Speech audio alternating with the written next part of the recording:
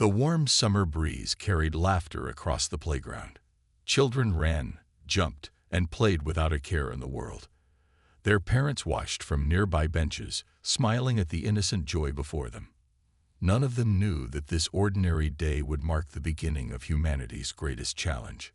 Sarah Johnson, a 32-year-old investigative journalist, sat at her desk, frowning at her computer screen. For months, she had been chasing a story about missing children. At first, it seemed like isolated incidents, but as she dug deeper, a disturbing pattern emerged. Children were vanishing without a trace, all around the world. Her phone buzzed. A message from her anonymous source. "Meet me at the old factory. 1 hour. I have proof." Sarah's heart raced as she grabbed her jacket and rushed out of the office. This could be the break she needed. The abandoned factory loomed before her, its rusted gates creaking in the wind. Sarah checked her watch. She was early. As she waited, a feeling of unease crept over her. Something about this felt bigger than she had imagined. A figure emerged from the shadows. "Ms. Johnson," the man whispered, his eyes darting nervously. "I'm Dr. Alan Peterson. I worked for them, for the Galactic Council." Sarah's eyes widened. "The what?" Dr. Peterson's voice shook as he spoke. "They're not human, Ms. Johnson. They've been here for decades, hiding among us. And they've been taking our children." He handed her a small device. "Everything is on here. Video evidence, documents, coordinates of their bases. The world needs to know." Before Sarah could ask more questions, a blinding light flooded the area. Dr. Peterson's face contorted in terror. "They found us. Run." Sarah clutched the device and ran, her heart pounding. Behind her, she heard a strange humming sound, and Dr. Peterson's scream. Then silence. She didn't stop running until she reached her apartment. With shaking hands, she connected the device to her computer. What she saw made her blood run cold. Videos showed alien creatures experimenting on human children. Documents detailed a centuries-old agreement between the Galactic Council and corrupt human leaders. Earth was being used as a breeding ground, and children were the resource they harvested. Sarah knew she had to act fast. She encrypted the files and sent them to trusted colleagues around the world. Then she started writing. The article that would change everything. As dawn broke, news stations across the globe began broadcasting the story.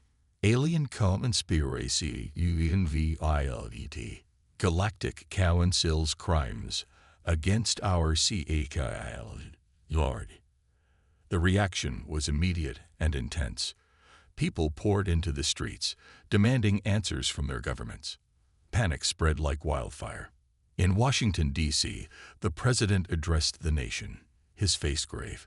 "My fellow Americans, today we face a threat beyond anything we have ever encountered.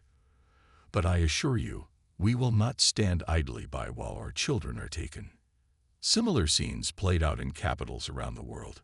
Humanity, for the first time in history, stood united against a common enemy. As the day wore on, more evidence surfaced. People came forward with their own stories of strange encounters and missing children. The full scale of the Galactic Council's crimes became clear. In a secret facility deep beneath the Pentagon, world leaders gathered to discuss their response.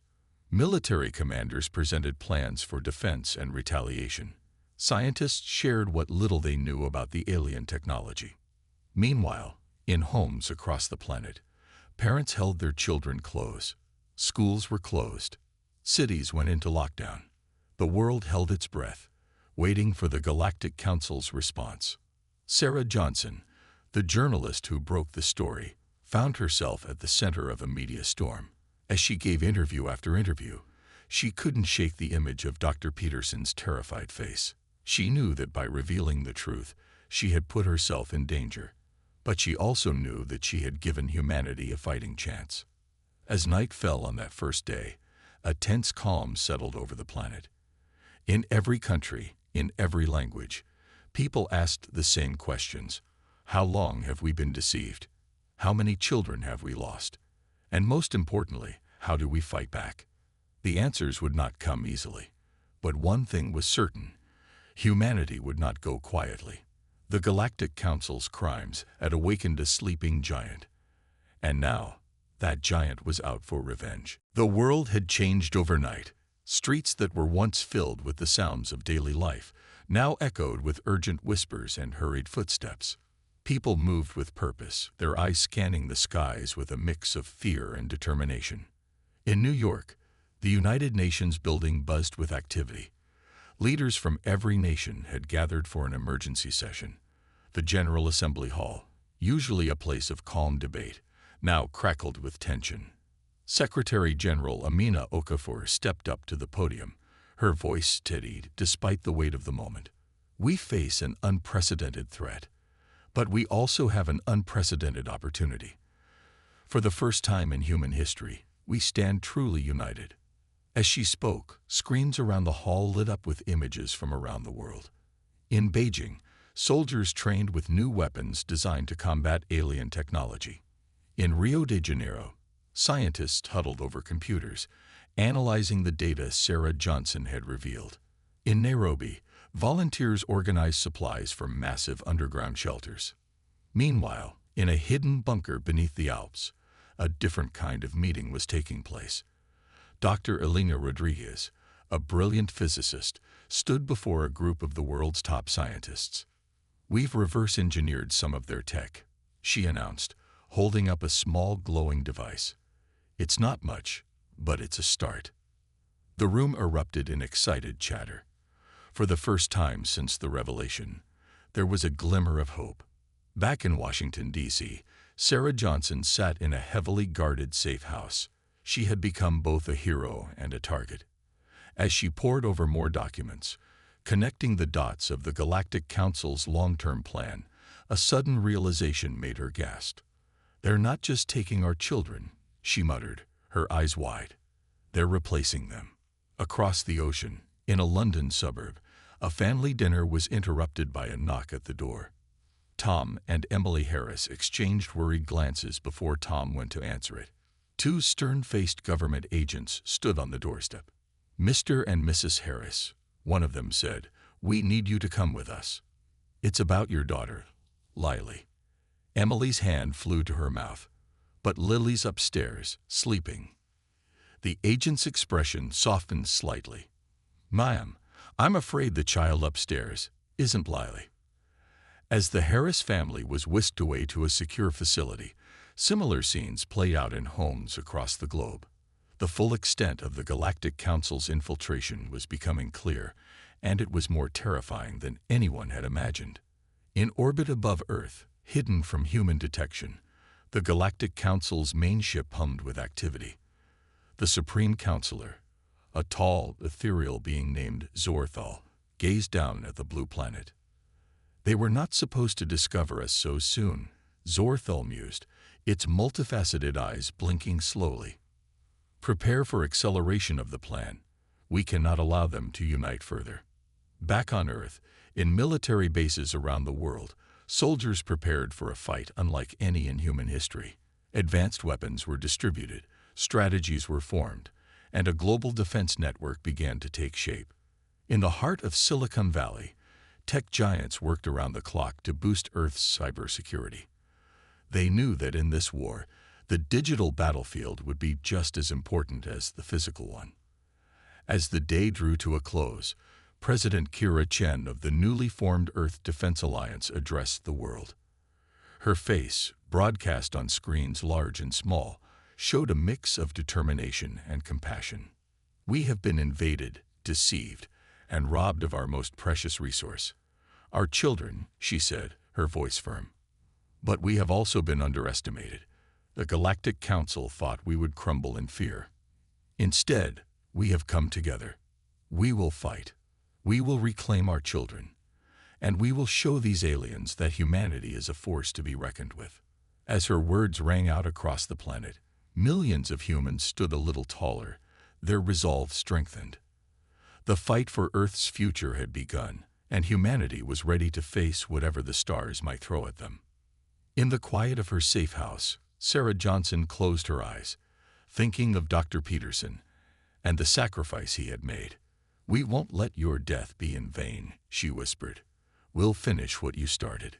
The stage was set. Humanity versus the Galactic Council. The battle for the children and the future of Earth was about to begin. The war room beneath the Pentagon buzzed with activity. Generals from around the world stood around a large holographic display, their faces grim.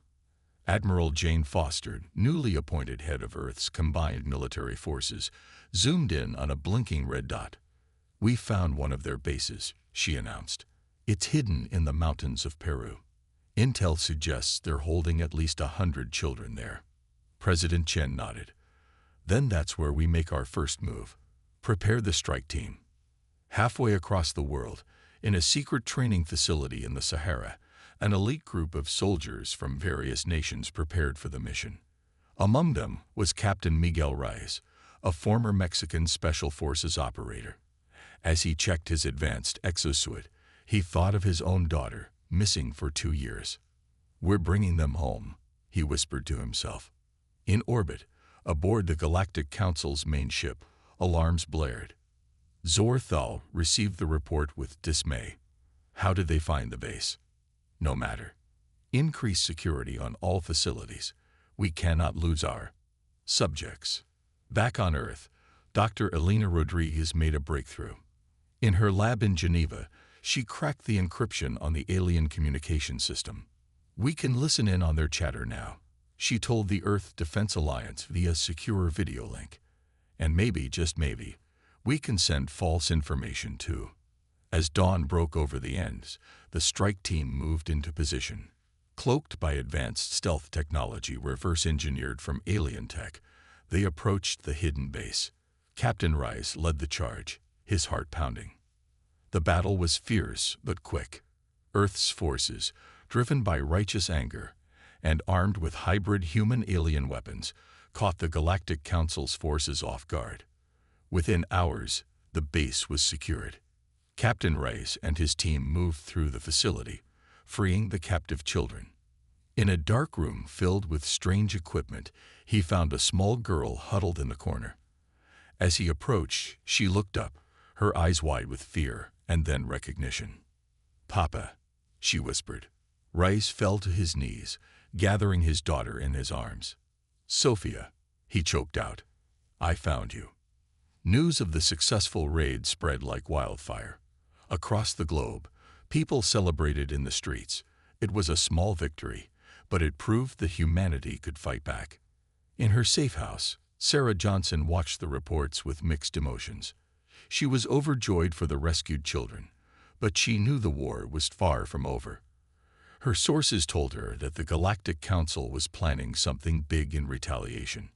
Meanwhile, in laboratories around the world, scientists worked tirelessly to understand the alien technology. In a breakthrough moment, a team in Tokyo managed to activate a captured alien ship. The possibilities this opened up were staggering. Underground, in secure facilities, the rescued children were reunited with their families. The joy of these reunions was tempered by the challenges ahead. Many of the children had been altered, their memories jumbled. Teams of doctors and psychologists worked around the clock to help them recover. In Washington, President Chen met with the newly formed Council of Earth, a body representing all nations. "We've struck our first blow," she said, "but we must be prepared for their response, and we must find a way to locate and rescue all of our stolen children." As if in answer to her words, alarms began to blare. Reports flooded in from around the globe. Strange structures were appearing in major cities. Alien embassies. The Galactic Council was making its first public move. In New York, London, Beijing, and a dozen other cities, enormous crystalline towers shimmered into existence. From these towers, a message was broadcast in every language. "People of Earth, you have committed an act of war against the Galactic Council. Cease your hostilities and surrender the subjects you have stolen, or face the consequences. You have 24 hours to comply." The world held its breath. The true test of humanity's resolve was about to begin. In the Oval Office, President Chen's jaw set in determination. She turned to her advisors. Prepare our response. We do not negotiate with kidnappers, not even alien ones. As night fell, the glowing alien towers cast an eerie light over the cities. In homes, bunkers, and military bases, humanity steeled itself for whatever would come next. The first battle had been won, but the war for Earth's children and its future was only just beginning. As the 24-hour deadline approached, tension gripped the world. In every major city, the alien towers loomed, silent and ominous. Military forces surrounded each structure, weapons at the ready. In the United Nations headquarters, now heavily fortified, world leaders gathered for an emergency session. The debate was heated. Some argued for compliance to avoid destruction, while others insisted on standing firm. President Chen took the podium, her voice steady. "We will not bow to threats. We will not abandon our children. Humanity stands united against this cosmic tyranny." Her words were met with thunderous applause. The vote was unanimous. Earth would defy the Galactic Council's ultimatum. As the deadline passed, people around the world held their breath, waiting for the aliens' response. But nothing happened. The towers remained silent. In her hidden lab, Dr. Elena Rodriguez worked frantically. "They're planning something," she muttered, analyzing strange energy readings from the towers. "We need to act first." Meanwhile, in orbit, Sarah Johnson floated in zero gravity aboard humanity's first space warship, hastily constructed using reverse-engineered alien tech. As a key witness to the Council's crimes, she had insisted on joining this mission. Captain Reyes, now commanding the ship named Hope's Vengeance, addressed his crew. "Our mission is clear. We will infiltrate their main ship and rescue as many children as we can. We are humanity's first line of defense." Back on Earth, in a secret facility beneath the Antarctic ice, Dr. Alan Peterson, the man who had first contacted Sarah and was presumed dead, awoke from a cryogenic sleep. Scientists crowded around him, eager for information. I remember," he gasped. "The Council, they're not just taking our children. They're harvesting their potential. Earth is an experiment to them." As this shocking news spread through secure channels, the alien towers suddenly sprang to life. Beams of light shot into the sky, forming a glowing network above the planet. In cities worldwide, panic erupted. People fled the streets as a strange humming filled the air. Then, in a horrifying moment, children began to vanish, teleported away by the alien technology. Military forces opened fire on the towers, but their weapons seemed useless against the advanced alien shields. In the chaos, a group of teenagers in Tokyo made a startling discovery. Their phones, when linked together in a specific pattern, could disrupt the alien signal. Word spread rapidly through social media. Around the globe, young people gathered in circles, holding up their devices. It wasn't much, but it slowed the abductions. In space, the Hope's Vengeance engaged in its first battle. Alien ships swarmed around them, but the human vessel's hybrid technology proved surprisingly effective. Captain Rice maneuvered the ship with skill, punching through the enemy lines. "We're approaching their main ship," he announced. "Prepare for boarding." On the Galactic Council's vessel, Zorthal watched the approaching human ship with a mixture of anger and curiosity. "These creatures are more resourceful than we anticipated. Perhaps our experiment has yielded unexpected results." As Earth's forces battled on multiple fronts, in space, in the streets, and in the digital realm, Dr. Rodriguez made a breakthrough. "The towers," she exclaimed to President Chen via secure link. "They're not just teleporters. They're terraforming devices. The Council isn't just taking our children. They're trying to remake our planet." President Chen's face hardened. "Then we have no choice. Authorize the use of the Omega Protocol." Around the world, hidden installations hummed to life. Humanity's secret weapon, a global network of energy projectors built with a combination of Earth and alien technology, prepared to fire. As Captain Rice and his team breached the alien mothership, as teenagers around the world held the line with their makeshift defense, as Dr. Peterson revealed more of the Council's terrifying plans, humanity stood on the brink. The next few hours would determine the fate of not just the stolen children, but of Earth itself. The true battle for humanity's future was about to begin. The Omega Protocol activated with a deep, resonating hum. Across the globe, hidden energy projectors burst to life, shooting beams of blinding light into the sky. The beams converge, forming a shimmering shield around the planet. In New York, the alien tower's teleportation beam sputtered and died. Similar scenes played out in cities worldwide. The abductions had been stopped, at least temporarily. Aboard the Hope's Vengeance, Captain Rice and his team fought their way through alien corridors. Sarah Johnson, armed with a hybrid weapon, covered their rear. The holding cells should be 2 levels down, she shouted, consulting a holographic map. As they descended deeper into the ship, they encountered fiercer resistance. Alien guards, tall and spindly with multiple arms, fired strange weapons that warped space itself. On Earth, Dr. Rodriguez worked frantically to understand the alien technology. The towers aren't just for teleportation and terraforming, she realized with a gasp. They're drawing power from Earth's core. She relayed this information to President Chen, who was coordinating the global defense from a bunker beneath the Rocky Mountains. If we don't shut them down soon, they could destabilize the planet's core, Rodriguez warned. Chen's face hardened. Understood. All units, focus your attacks on the towers. We need to bring them down now. Around the world, military forces renewed their assault on the alien structures. But even with their most advanced weapons, they could barely scratch the tower's surfaces. In orbit, Zorthal watched the unfolding chaos with growing concern. These humans are more troublesome than anticipated. Prepare the nullifier, it ordered. If we cannot have this world, no one will. Back on the alien mothership, Captain Rice and his team finally reached the holding cells. The sight that greeted them was horrifying. Hundreds of children floated in strange, glowing pods, their minds linked to alien machines. Sophia, Rice cried, spotting his daughter. As he rushed to free her, Sarah noticed something strange about the machinery.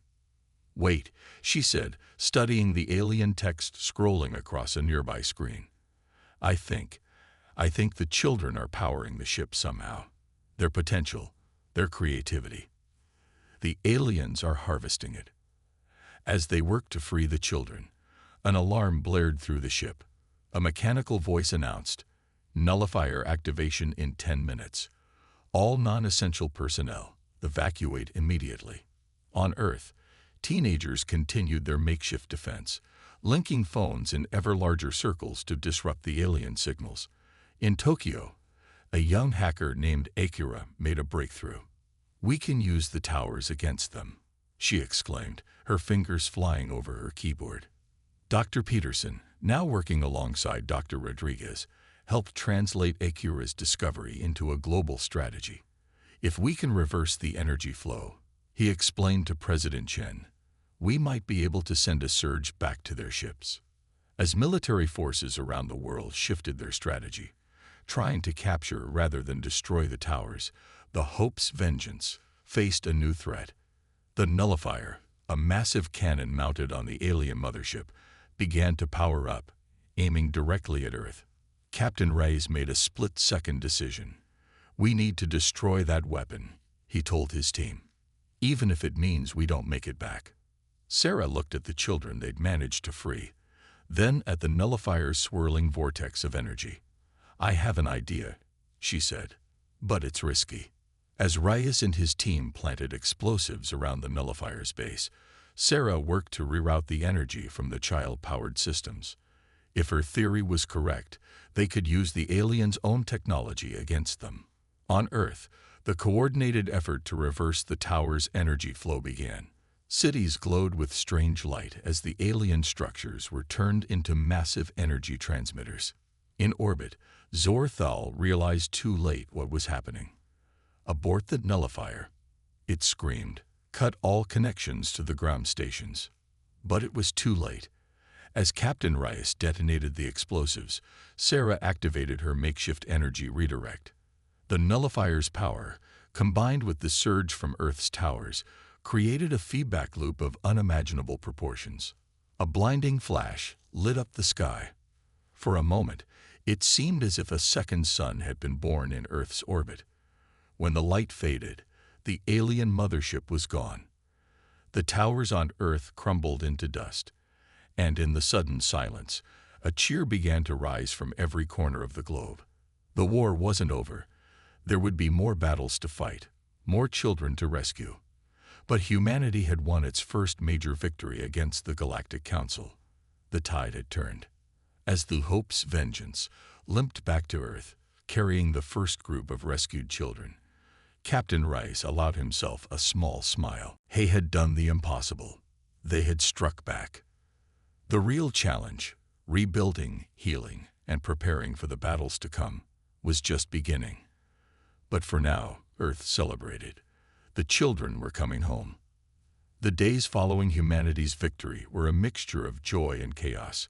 As the dust settled, the true scale of the conflict became clear. Cities lay in ruins, millions were displaced, and the global economy was in shambles. Yet, a sense of hope pervaded it all. In a makeshift hospital in what was once Central Park, Dr. Elena Rodriguez examined a group of rescued children. Her face was a mask of concentration as she studied the readings on her tablet. "The changes are more extensive than we thought," she murmured to her colleague. "Dr. Peterson, can we reverse them?" Peterson asked, his voice low. Rodriguez shook her head slowly. "I'm not sure we should. Some of these alterations, they've enhanced the children's abilities in ways we've never seen before." Across the globe, similar scenes played out. The rescued children displayed remarkable abilities. Advanced intelligence, telekinesis, even the power to manipulate energy fields. It was both awe-inspiring and terrifying. In Washington, D.C., or what remained of it, President Chen met with the newly formed Global Recovery Council. The holographic projections of world leaders flickered as they discussed the path forward. "We've won a battle, but the war is far from over," Chen said, her voice firm. "We need to prepare for the Council's retaliation." Meanwhile, in orbit, Captain Rice and his crew aboard the Hope's Vengeance made a startling discovery. As they sifted through the debris of the destroyed alien mothership, they found a data core intact. Sarah Johnson, working tirelessly to decrypt the alien data, gasped as she decoded a series of messages. "You need to see this," she called to Rice, her voice shaking. The information revealed a truth more shocking than they could have imagined. The Galactic Council wasn't a unified entity, but a coalition of different alien races, and Earth wasn't their only target. "They've been doing this across the galaxy," Sarah explained, her eyes wide.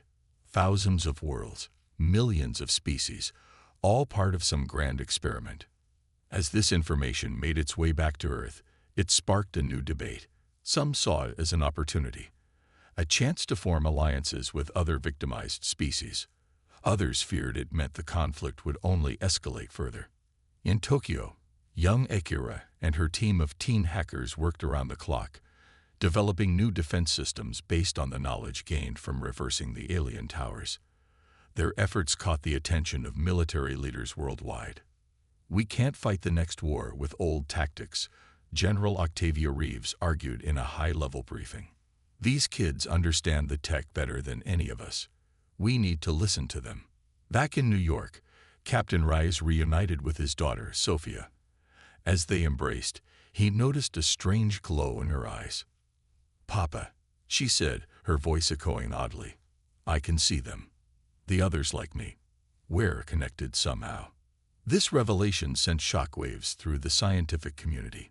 The children weren't just altered, they were linked in ways that defied current understanding of physics and biology.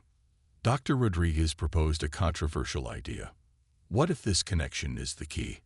Not just to understanding the alien tech, but to fighting back on a larger scale. As debates raged and plans were made, a new signal was detected coming from deep space. It wasn't from the Galactic Council, but from someone, or something, else. People of Earth. The message began, translated through the alien tech they'd salvaged. We have watched your struggle. You are not alone in this fight. We offer our alliance. The message was cut short by a burst of static, but its implications were clear. Humanity had taken its first steps onto a much larger, more complex galactic stage.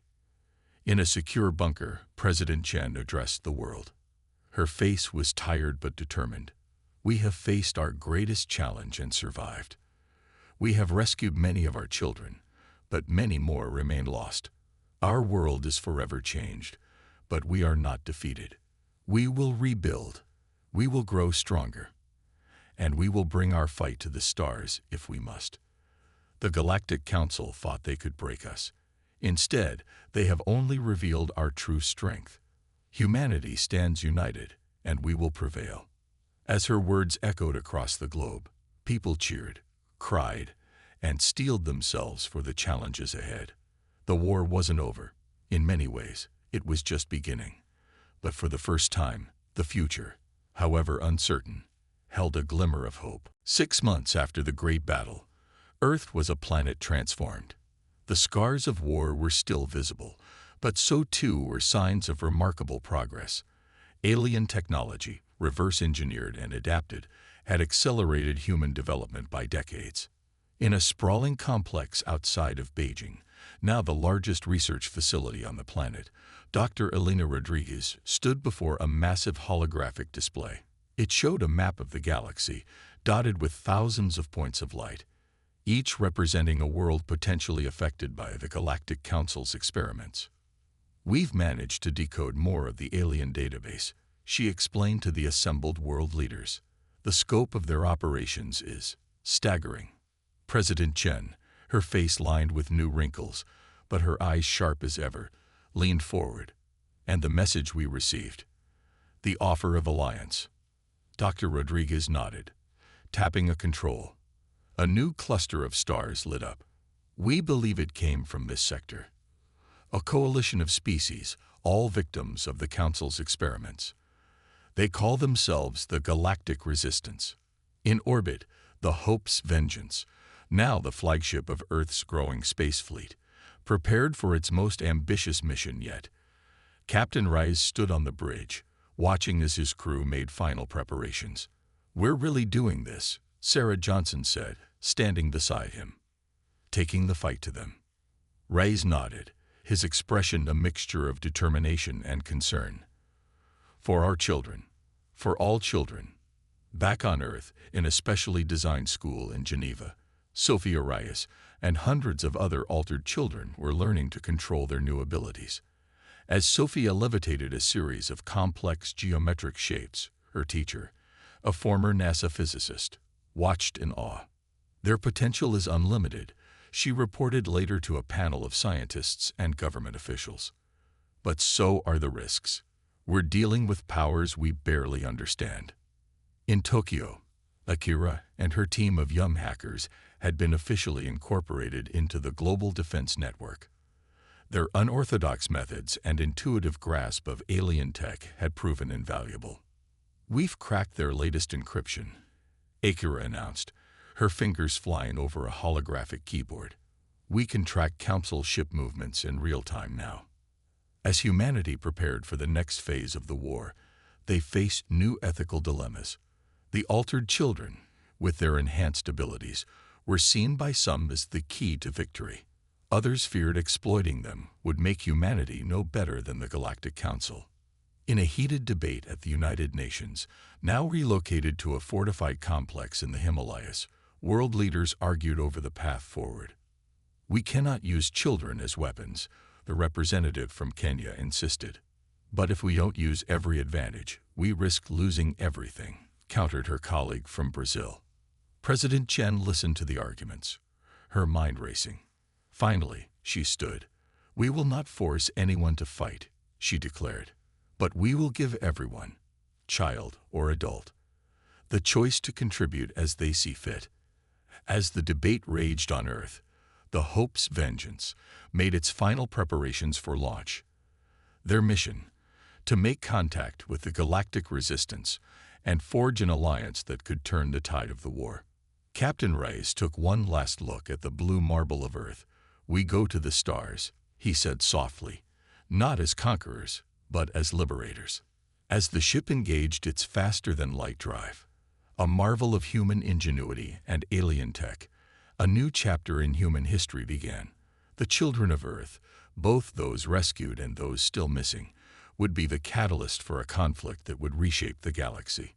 In a hidden base deep beneath the surface of a distant moon, Zorthal, the last surviving leader of the Galactic Council, received reports of Earth's growing strength and the forming alliance. "They think they've won," it mused, its multifaceted eyes glinting. "They have no idea what's coming." As Earth's first ambassadors journeyed into the unknown, as its enhanced children grew in power and understanding, as its scientists and soldiers prepared for battles yet to come, humanity stood on the brink of a new era. The war for the children had become a war for the future of all species, and Earth, once a small blue dot on the fringes of a galactic experiment, now stood at the center of a conflict that would determine the fate of the universe itself. The story of humanity's revenge was far from over. In many ways, it had only just begun.